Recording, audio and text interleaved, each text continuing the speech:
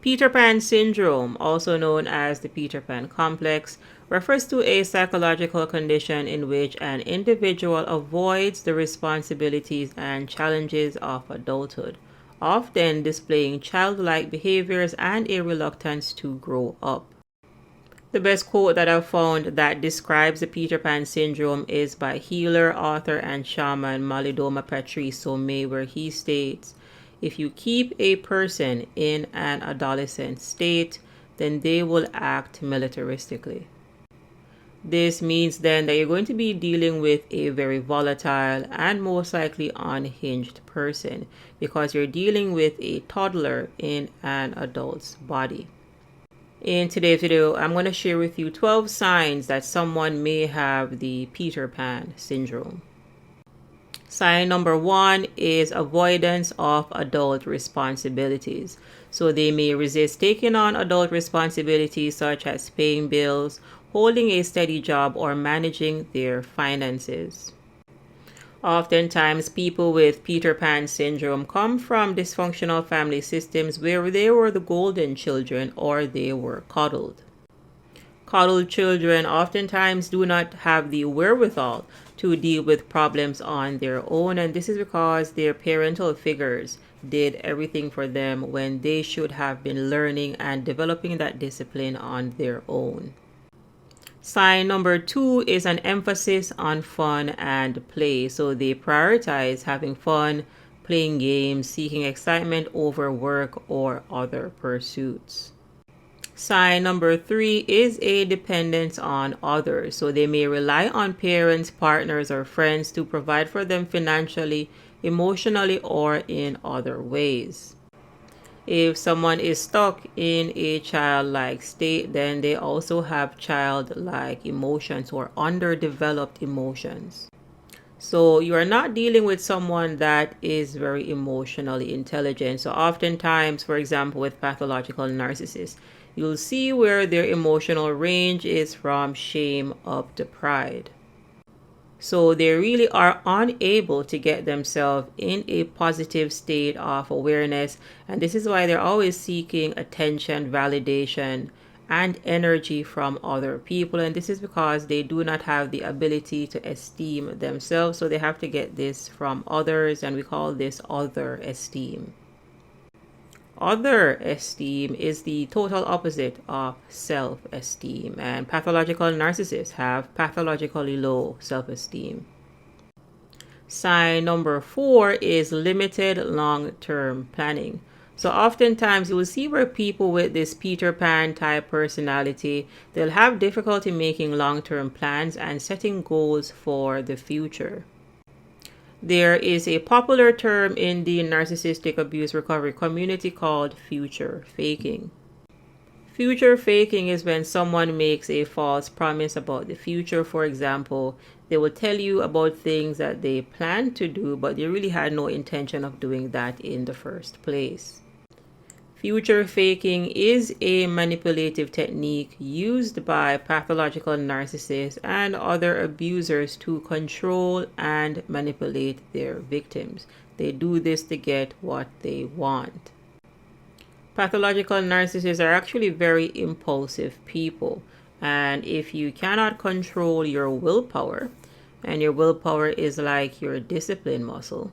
So if you are unable to control yourself, if you feed on instant gratification, then you're not going to be able to make very good decisions or very good long-term decisions. Number 5 is childlike interests. So their interests, hobbies, or activities often revolve around things typically associated with children or adolescents. Oftentimes, I'll see it in the comments here where people will state that the narcissist that they were with had more in common with young children than they do with adults.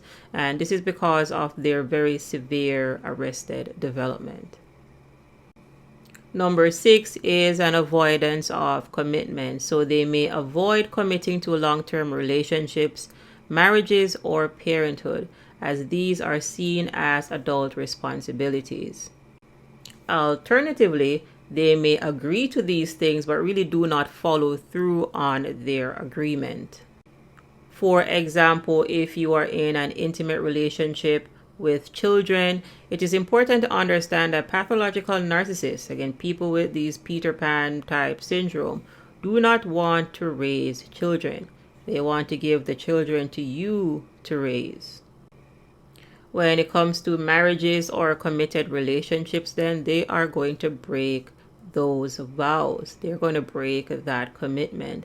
Pathological narcissists are oftentimes serial cheaters, and this is because they need different energy supplies to supply them. Because again, they cannot raise their esteem, their self-esteem on their own. They have to get this esteem from other people. So essentially, you are dealing with an energy vampire. It's okay. Number 7, resisting authority. So they may resist authority figures and rules, often feeling constrained by societal expectations. Pathological narcissists are antisocial in nature. They are against the building of a society. They are against rules and regulations. This is why it often feels like the pathological narcissist is acting out against you. They are rebelling. What really happens, especially in intimate relationships, is you become the narcissist surrogate parent. So a surrogate maternal figure or a surrogate paternal figure, because again, they did not individuate from their parents in their developmental years. So in an intimate relationship, you'll see where they're trying to break free from you, and this is the repeated cycle that they should have broken in their developmental years, because they should have individuated from their parents, but they did not. So this by default is going to be a dysfunctional relationship. This is because as the surrogate maternal or paternal figure, the pathological narcissist is viewing that you are above them, but this cannot be the case because they have a superiority complex. So they're always fighting against you to get the upper hand. Number 8, difficulty with emotional intimacy. They may have difficulty with emotional intimacy and vulnerability, preferring shallow or non-committal relationships. If it were up to pathological narcissists, they will have a slew of people, a slew of bodies also to meet whatever physical, emotional, or psychological needs that they have. Pathological narcissists, people with this Peter Pan type syndrome, are unable to be vulnerable with you because they're not able to get to the level of courage. You need courage enough to be vulnerable with someone.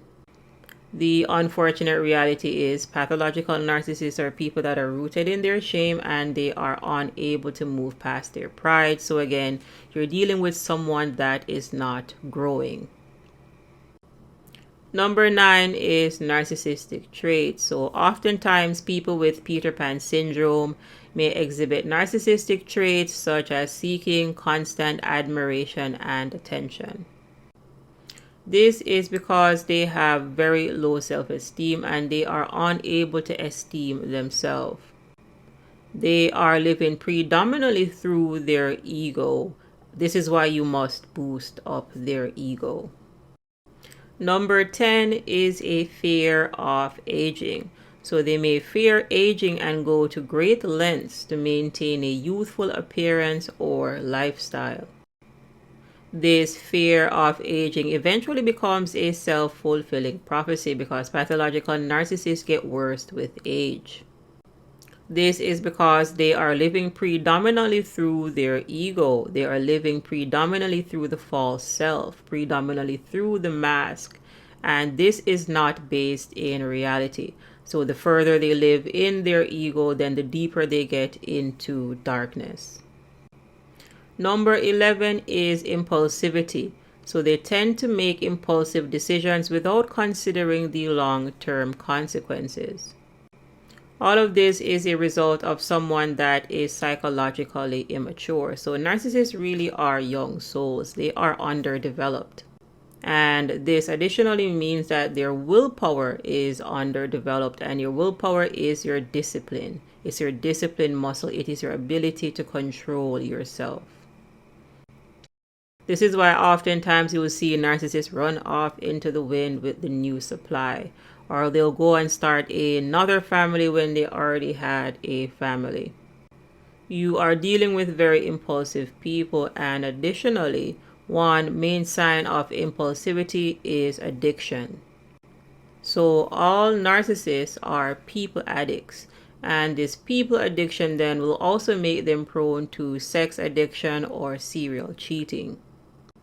Additionally, they may be addicted to alcohol or other drugs, meth, opioids, etc.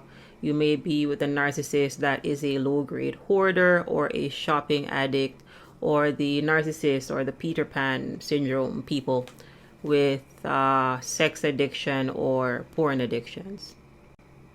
Number 12 is unrealistic expectations. So they may have unrealistic expectations of life, expecting it to be filled with constant excitement and adventure.